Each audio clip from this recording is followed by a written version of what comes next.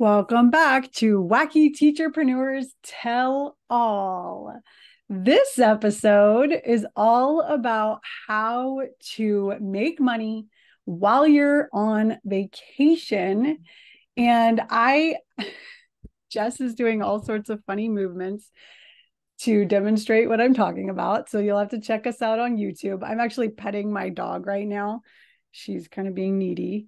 I should show her so that we can entice people to check out our YouTube channel if you want to see my doggy.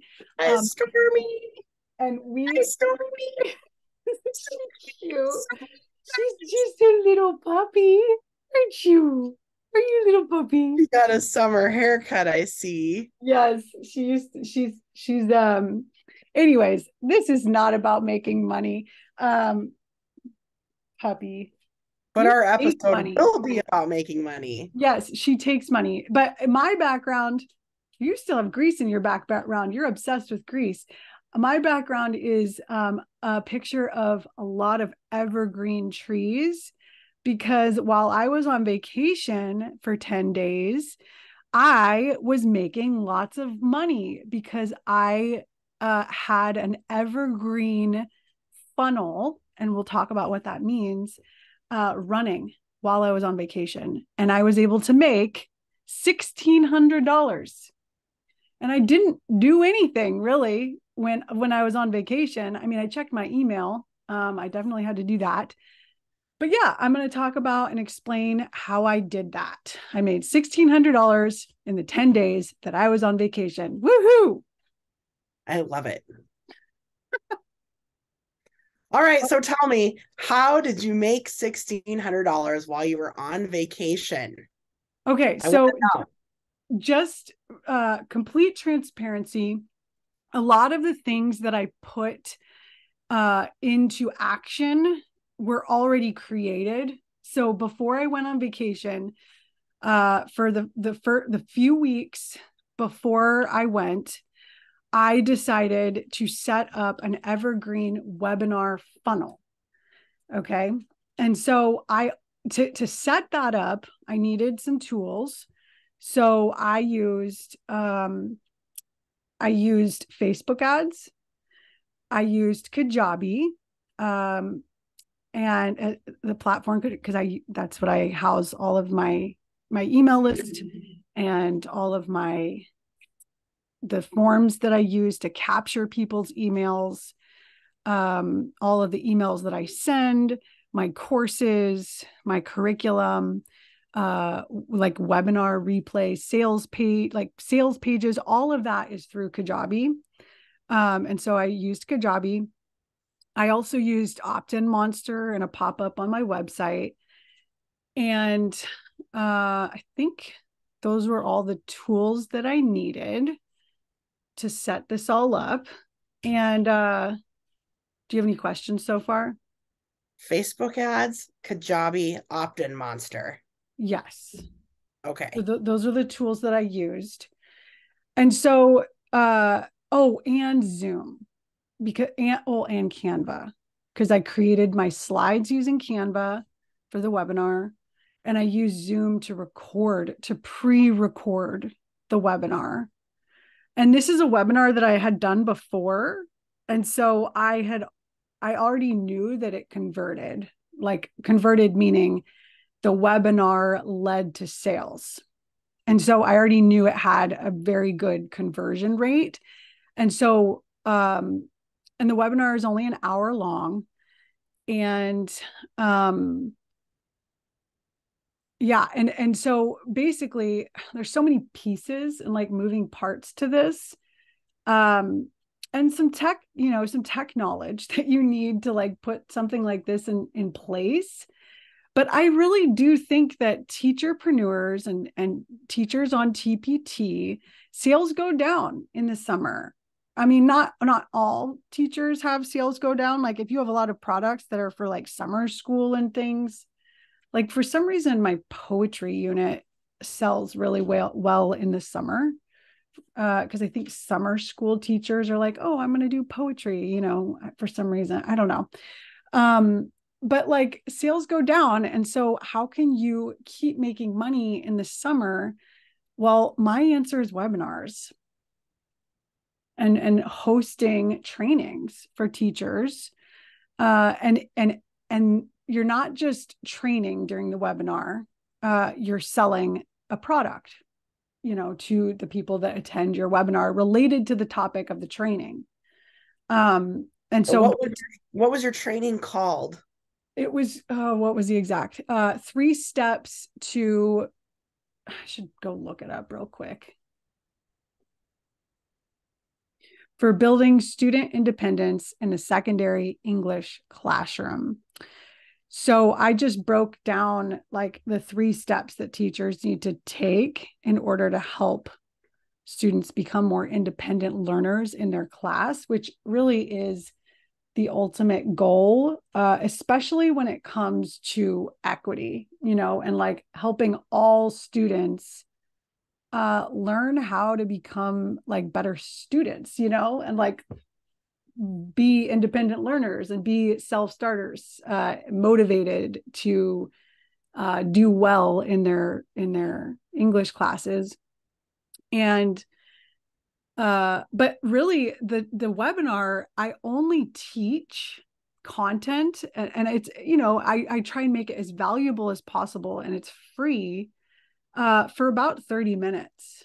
And then the next 30 minutes is like, look, like if you want to fast track your progress with this, you need to sign up for my program, Empower English Teachers Now. And so then the rest of the webinar, I explain what my program is, how it will fast track their progress, and what's inside my program and why it would benefit them, things like that. So, I mean, webinars really are like a sales tactic, but you're also providing value as well. And so, and I really like at the beginning of my webinars, I always explain that, I'm going to really help you out for free and give you lots of valuable information. But I also want to tell you about how my program can help you even more for the entire school year, like how I could support you even further beyond this webinar, And so it's like really, I'm very upfront about it. I'm not like pretending that I'm giving information, but really I'm selling, because I know a lot of teachers feel, kind of icky about like the salesperson kind of way of being. But anyways, so I pre-recorded the webinar, and because when I did it, I think it was last summer or maybe last August, it wasn't relevant anymore. And I was like, it just wasn't as, I updated it and made it more timely, I guess. And then I pre-recorded it. And so when someone signed up, like either through my Facebook ad or through the pop-up on my website, and I also sent emails to my email list, I like scheduled a whole bunch of emails to go out telling people about the webinar. And then they would immediately be taken to the page with the webinar on it. And I had timestamps for like if someone was in a hurry. And then as soon as they signed up for the webinar, they were assigned to an email sequence that went out. And the email sequence was kind of like reminding them to watch the webinar, that there was a deadline, that the webinar was not going to be available forever, that it was going to be, it was going to go away. And July 9th was the deadline. So deadlines are important with this. And then like, yeah, a series of emails went out, and I scheduled them. I wrote them all ahead of time to people who signed up to view the webinar selling my program. And I think there were like 6 or 7 emails that went out over the course of while I was on vacation. And then the money started coming in, and people are really happy. And then once they signed up for my program, there's another email sequence that goes out that's like a welcome sequence, and it's helping teachers who signed up for my program get the most benefit and value out of it. So it's a lot of writing emails and creating slides and recording those slides. And I mean, really, it's email marketing is what it is. I got to go let my dog out because she's like scratching on the door. What questions do you have? Okay. Well, I was wondering, how much are you selling your program for? Is it weird to say that because you might change the price, or Oh, like yeah. No, I change the price all the time. And I love that question. So I actually came up, I mean, I've played around with price a lot. And I think one of the most important things that I learned from being part of YDP, your data playbook, is the price of your products. Like, that's one, what they call lever that you can pull and play around with. Uh-oh, my dog's bothering my daughter. Um, I just did you hear her scream? no. Oh, she just screamed.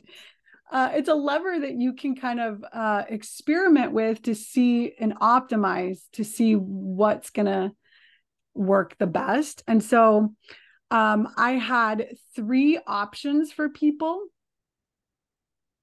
Can you hear that? No. Okay, good. Aria is making noise. 3 options. So one of the options was to sign up monthly.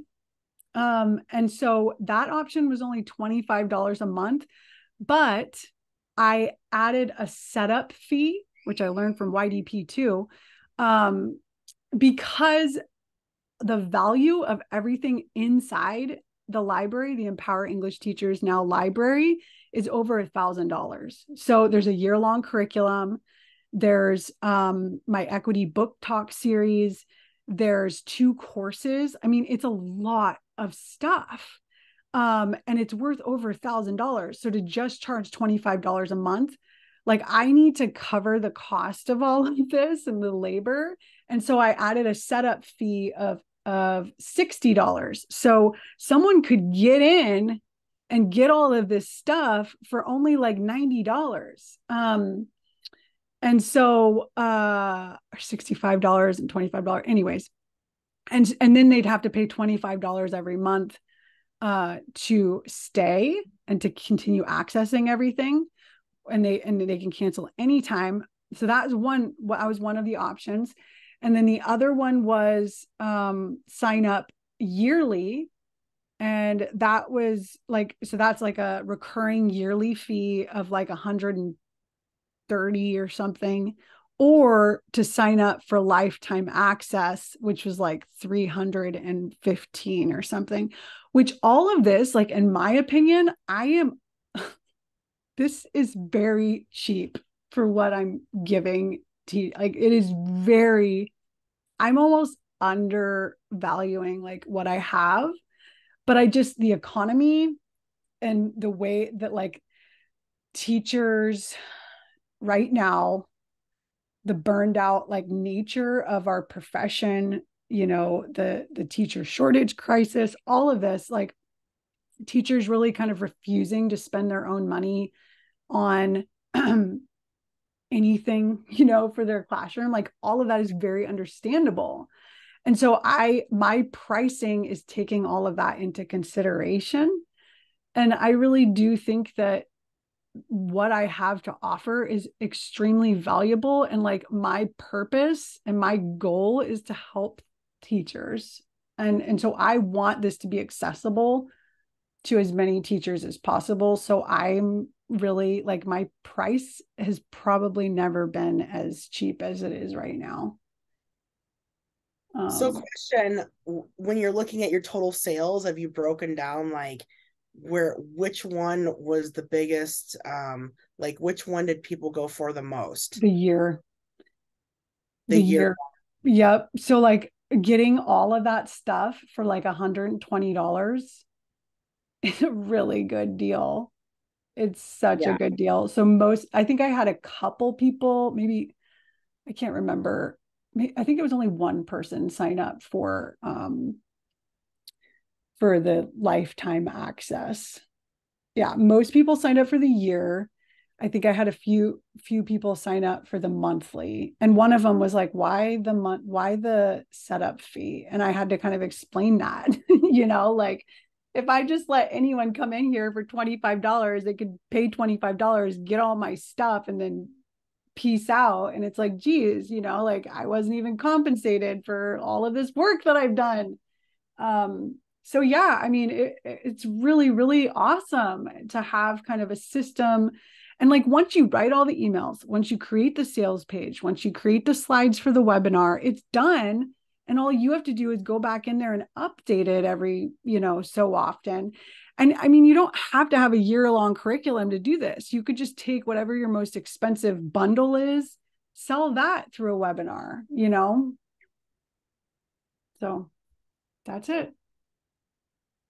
It's What great. else? Do you have any other questions?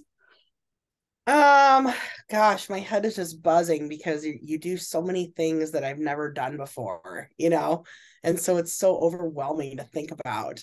But so like, I mean, you say webinar, but isn't it just like a video that you're uploading to Kajabi and then people have access to that video? Like, is Nope. that how it works? Like, is it like an MP4 or something? What are you putting in Kajabi like to make it just automatically like play for people? Yeah, it's just, I mean, I could even share my screen right now if you want. This is actually in like, so I had to put it in draft mode. Um, yeah, so that it would expire. Do you want me to share my screen here? That So was another question is like, how did you get it to expire on July 9th? I put it in draft mode. I mean, there's platforms you can use that can do that for you, but like, can you see my screen? Yeah. Okay, so uh this is the page that people were directed to once they signed up. And right now it's in draft. So no one, like if someone tried to view this, they wouldn't be able to. I'm curious if they were able to put this URL in though. I don't know. I'm going to try that after we're done recording. But so this is what it looks like. So see, this is the button. So they just press play. It's just a video embedded into a page, and they can press play. They can watch it like at high speed. And then like this is the link to my sales page that I talk about in the webinar. And then there's like a timer, and I say this replay and offer expired July 9th. And then I also have timestamps for like what I covered. So they could, if they wanted, they could just skip to whatever in the webinar. And like here, welcome to the 3 steps for, there it is. Like I'm just, sharing my screen, and like it's, like I'm just going through here and just showing you a little bit about it. This is when I start talking about my Empower English Teachers Now materials and things. So yeah, this is just like what the replay page looks like. Great. It's just all in Kajabi. But you call it a webinar. Are you actually interacting with like you said you had to redo it a little bit, so you're not interacting with anybody in the comments, right? Nope. Nope. I'm Okay. not. But there are platforms that you can pay for where it can seem like there's chat going on. And yeah, I didn't do that. And actually, I am running another, like I'm launching and selling my program again in like a week and a half. And again, I'm reusing things that I used, a year or two ago. It's a 3-day planning, like workshop teacher planning boot camp. And it's just 3 webinars, and I am coming on live because live is really like the best way to make money, honestly, because the people that you're selling to are interacting with you, and you're building that no trust, and confidence in you and your product, and people are more likely to buy, if they know you and they trust you and they believe that you are an expert in this, you know, whatever the topic is, subject area. And so uh I'm doing 3 days and it's just 3 webinars. So I'm coming on at 11 a.m. and I just use YouTube live. And then I embedded each video onto a page on Kajabi. And then there's comments for YouTube live. And so people who come live can talk to me live. And then after the 3 days, I'm gonna, and the 3 days is related to my what I'm selling. So whenever you do a webinar, you really want to connect it to whatever you're selling. Right? I don't know. Yeah. Anything else? I love it. I don't know. My head is buzzing, but I think that you're going to give people a lot of really great ideas for things that they can do. I think that's really, really cool. Yeah. And I think even this summer, if you want, you could try and like write your emails, figure out what your webinar topic is going to be, create a slideshow. And even like if you try it and only like 2 people show up, it's practice. I've done so many webinars, I've done like hundreds, and it is hard, especially when no one shows up. Or only a few people show up. And usually, it's because you're a beginner and maybe you didn't, get as many people as you wanted. Like it's basically getting exposure. And that's where the Facebook ads come in. That's where the email list comes in, or social media, if you like social media. I mean, I didn't post any social media except for my Facebook ad, which I think when you do Facebook ads, I know that it does post to Instagram. The webinar, and I just did a traffic ad. So like with Facebook ads, you can do a traffic ad and that's cheaper than doing a conversion ad. And so what I did was I did a traffic ad and I used 2 different ads. I tested 2 different ads. I did one that was just like an image of the webinar, and then I did another one that was a video of me in my backyard talking about it. And of course, the video of me talking about it did way better. And so I turned off the one with the image and just left the video one going. And like, it was, I mean, I think the cost per result, which is the number you really want to pay attention to, it was like close to $1 or something, which is really pretty cheap. So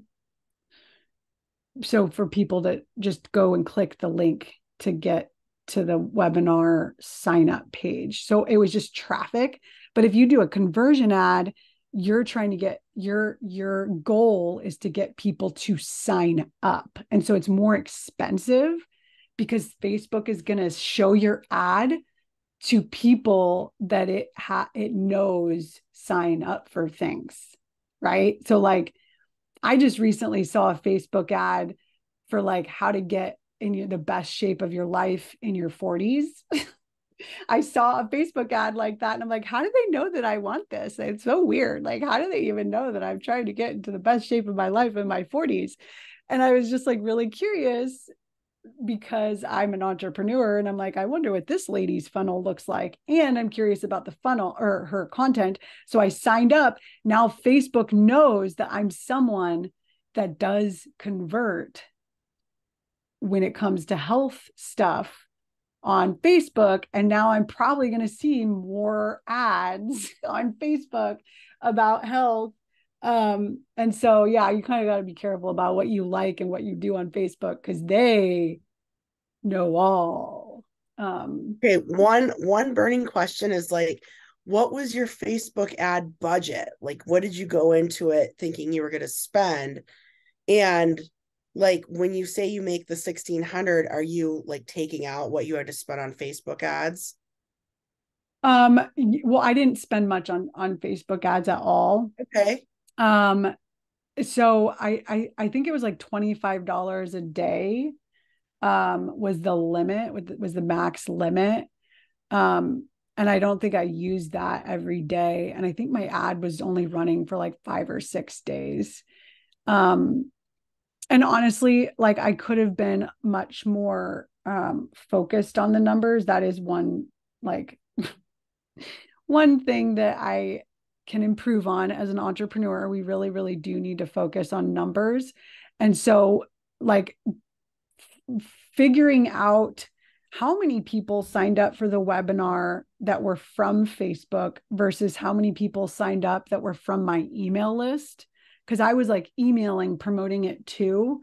I didn't really care. I was just like, just give me some people to sign up for my webinar.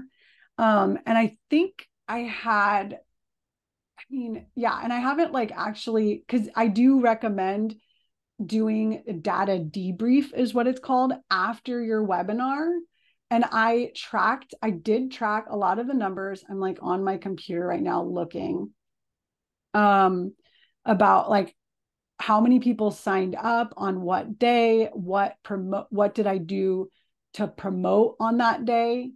So yeah, I had 83 people sign up for the webinar, right? And so I have like I'm using a Google spreadsheet, and I have day 1 to day 13 rows, right? And then the date, and then the number of new leads, and then the number of sales, and then the strategy I used, and then any notes. So like I have like on day 1, I had I started my Facebook traffic ads ad and the video and image, and then I had a pop up on my website, and I also posted on my Facebook page. I got 0 leads, 0 sales, and on day 2, I promoted to my email list, and I had a pop up on my website, and my Facebook ad was still running as well, and I had 27 new leads. So like my email list, I think is the best place that I got leads. And I think I realized that like halfway through and turned the Facebook ad off. So I probably only got maybe like of the 83 people who signed up, maybe like 4 or 5 from the Facebook ad. And I think I ended up spending maybe like $50 or so on the Facebook ad, but I'm not sure exactly. Um, I don't know. Well, I was just wondering what advice would you have to someone that didn't have like much of an email list? Like if they had to rely on a Facebook ad, would you like how would you go about it? Like spending more money per day, maybe? Yeah, well, you're definitely going to get more uh like people seeing your ad, the more money that you're spending. Um I mean, that's just how it works. And so if you don't have a big email list, Facebook ads are a way to build your email list. And actually, Courtney Foster Donahue, she talks a lot about how you can make money and build your email list at the same time with kind of, what does she call them? Pocket products. So like a product that is very high value for really cheap, like $20, $30, $40. So you can actually, so someone who buys that product, um, they're also on your email list now. So like you just got like through a Facebook ad, you got someone to buy your product and you got an email. So I love that idea that like you don't have to constantly be giving free stuff away to build your email list. You know what I mean? I love that. That's really smart. Um, but yeah, we should probably wrap up because this is Yes. like a ton of information in one This episode. was And I really this hope was that it I think helps. this was our best episode yet. This was amazing. Are you serious? Yeah. You're funny. All Oh, that's right. funny. Okay. Bye, Are we good? everyone. Good luck on your evergreen journey.